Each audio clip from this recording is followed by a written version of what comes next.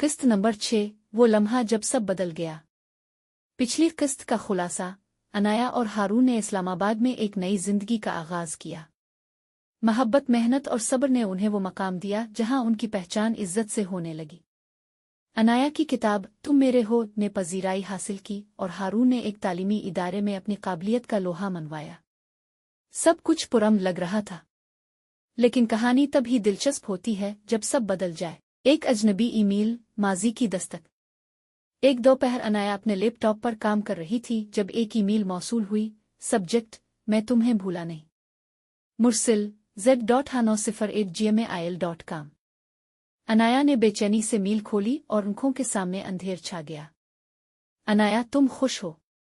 मैं जानता हूं तुमने हारून को चुना, मगर सच ये है कि तुमने अपने दिल की नहीं बगावत की थी।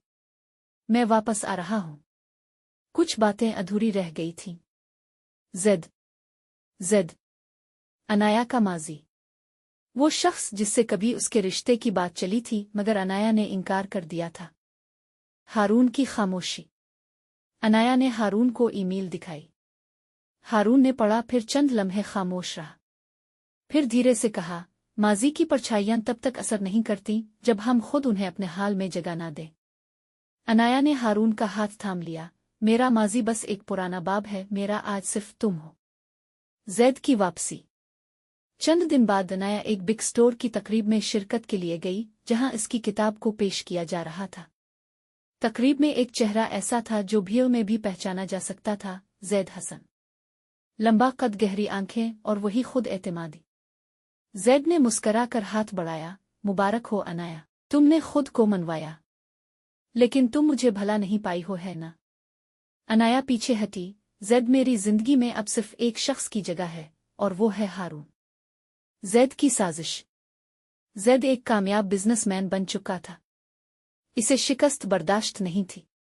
इसने अनाया की नाशिर कंपनी से राब्ता किया और कहा, तुम अनाया की अगली किताब मेरे साथ क्वाड करो, मैं सरमाया लगाऊंगा। ये पेशकश बिजनेस के लिहाज से फायदेमंद थी मगर इखलाकी लिहाज से गिरा हुआ। नाशिर ने अनाया को बताया, हम चाहते हैं कि आप फैसला खुद करें। अनाया ने सख्ती से इनकार किया। मैं अपना कलम बीच नहीं सकती, खास तौर पर माजी के सामने नहीं। हारून के अंदर की जंग।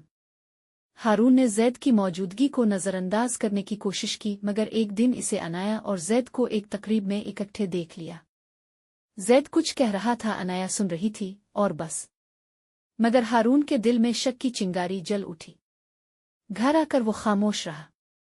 अनाया ने पूछा, क्या बात है हारून? हारून ने नजरें चराकर कहा, कुछ नहीं, बस सर में दर्द है। मगर वो दर्द सिर्फ सर में नहीं था, दिल में था। तनाव का लम्हा। अगले दिन अनाया ने हारून से बात करने की कोशिश की। हारून, अगर तुम्हें मुझ पर शक है तो बेहतर है कि हम कुछ वक्त अलग रहें। ये जुमला जैसे हारून के सीने पर चट्टान बनकर गिरा। नहीं अनाया, मैं तुम पर नहीं, अपने एतमाद पर शर्मिंदा हूं। अनाया ने कहा, तो फिर अपने एतमाद को मेरे अल्फाज से मजबूत करो, न कि जैद की चालाकियों से कमजोर। हारून ने आंखों में आंखें डालकर देखा और सब वाज़ेह हो गया।